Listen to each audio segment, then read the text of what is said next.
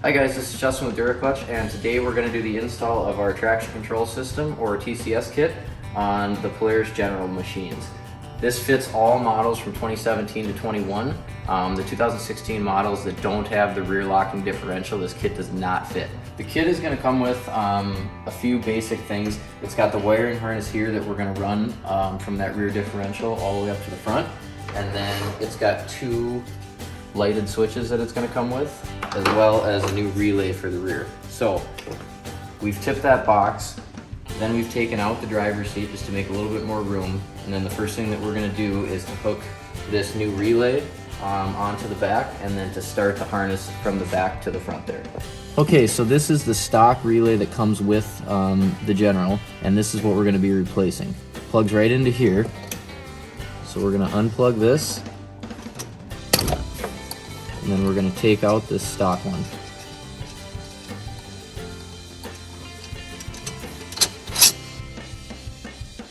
This is the new one that comes with the kit, and this is the rear end of the harness. So this is just going to get plugged into here, and then it's going to get mounted same width in this stock hole here. The other end of the harness here is going to plug back into that stock piece.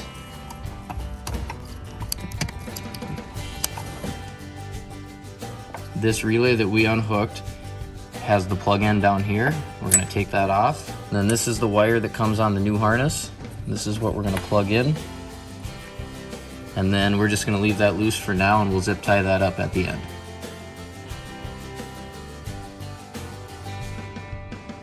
So once we've got the relay and everything hooked up and the wires down here, this is just kind of sitting loose.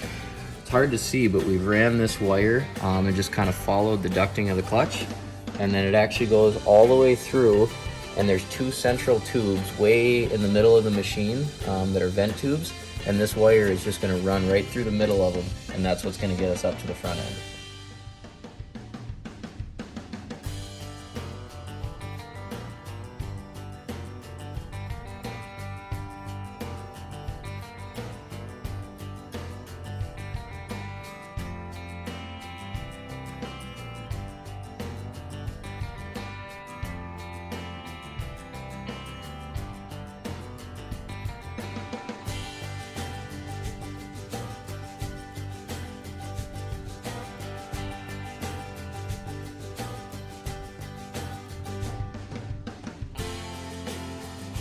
So those wires that we ran from the back, that central wire through those two vent tubes, comes into the front underneath the main console here.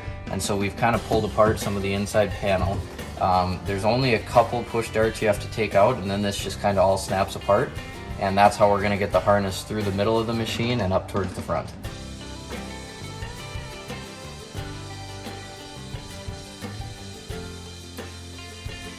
So this middle dash part piece, we're not doing anything with this, but you can pull this right off actually, and then if you disconnect the wires off of the switch here, you can really get it out of the way, so you can use it to help get your hands in there to route the wire.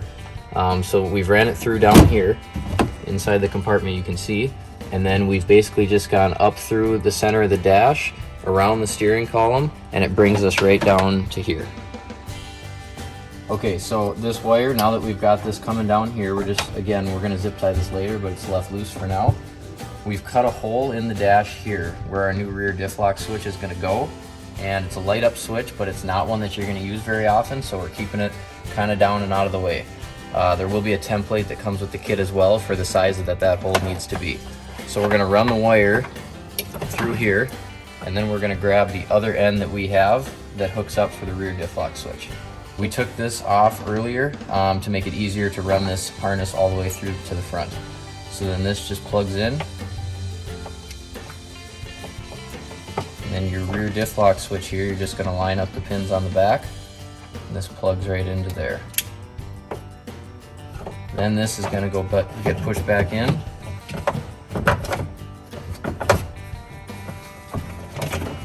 and that's where this switch is going to get mounted. The second switch that comes with is this front drive switch, and this is actually going to replace the stock drive mode switch. So this is a plug and play deal. All you have to do is pull this one out of the dash, and it's a little bit tight, so if you hold from the back side, you can hold it in place. You're gonna pull this switch out, and then you're gonna do the same thing, line up the pins again. This one, slide that into place, and it's good to go. Okay, so the front drive switch that comes with, you're gonna run this on all the time. When you turn it on, it lights up, and so that lets you know that it's engaged. And the front drive switch is not something that you need to really ever turn off. It allows you to run that rear wheel and then have the front kick in when needed. The other switch that we have is the rear diff lock switch down here, and when this one is turned on, that one blinks red. We do that because it's not a switch that you're going to have to run very often, so we want it to be something that's very obvious when you see it that it's on. And if you take a listen, when this turns on and off, it'll disengage and engage that rear differential. So you hear that in the back of the machine, and that's how you know it's working. I think there's 7 or 8 zip ties that come with the kit. We've put a few of them in the back just to get the wires out of the way, and then under the dash up front to get the wires tucked up so they're held there.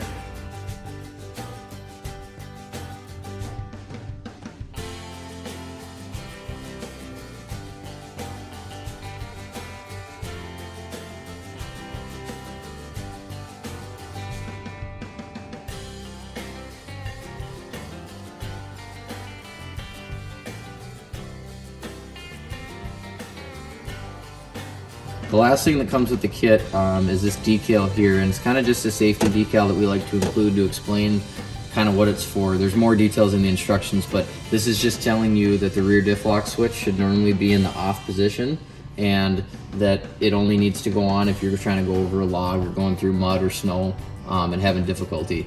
It pretty much doesn't have anything to do with the front drive switch. This is just a real quick explanation of what the diff lock is for in case you have somebody else driving that isn't familiar with the machine. So once we've put on a final few zip ties just to clean things up, you just need to turn it on again, make sure that rear diff lock is working when you hear it click in the back, and that completes the install of the TCS kit on the Polaris General.